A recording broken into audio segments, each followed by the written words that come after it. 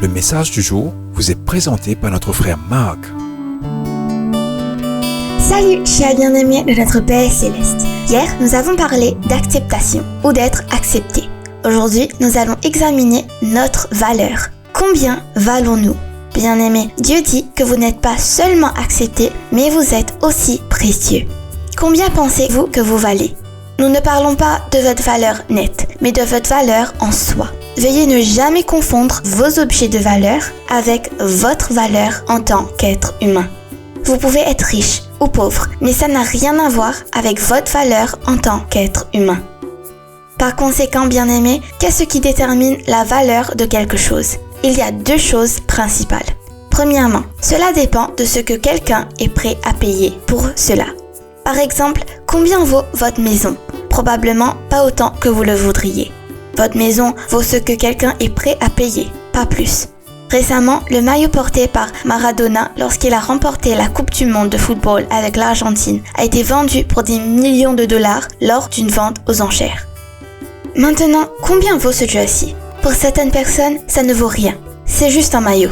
Pour un collectionneur, cela pourrait valoir beaucoup d'argent. Certaines personnes sont prêtes à payer des milliers ou des millions de dollars pour ce maillot. Et c'est ce qui s'est passé. Ou combien vaut une pièce d'art, tableau, tout ce que quelqu'un est prêt à payer. Deuxièmement, cela dépend à qui il appartenait dans le passé. Bien-aimé, parfois, quelque chose a de la valeur à cause de qui il a possédé.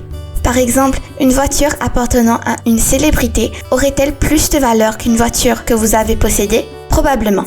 Ou une guitare aurait-elle plus de valeur parce qu'elle appartenait à un musicien célèbre ? Bien sûr. Maintenant, sur la base de ces deux facteurs, quelle est votre valeur ? Demandez-vous à qui j'appartiens et qu'est-ce qui a été payé pour moi ? La Bible dit, vous avez été rachetés et payés par Christ. Donc, vous lui appartenez. Soyez libérés maintenant de toutes ces fiertés et craintes terrestres. 1 Corinthiens 7, 23. Bien-aimés, vous avez été rachetés et payés par Christ. Vous appartenez à Jésus et cela vous rend plus valable que toute autre chose dans ce monde. Maintenant, demandez-vous à qui j'appartiens. La Bible dit que vous appartenez à Dieu. Dieu a échangé son propre Fils pour vous. La croix prouve votre valeur. Jésus n'est pas mort pour une ordure. Vous êtes incroyablement précieux. Personne n'a jamais payé un plus grand prix que Dieu lui-même pour vous. Vous êtes acceptés et vous êtes précieux. Alors, je vous prie, détendez-vous et profitez de la présence de votre propriétaire, Jésus-Christ. Que Dieu vous bénisse tous. Profitez de votre journée en lui. À demain. Au revoir. Si toi aussi tu crois que la parole de Dieu est une bénédiction, partage-la et sois une source de bénédiction pour les autres toi aussi.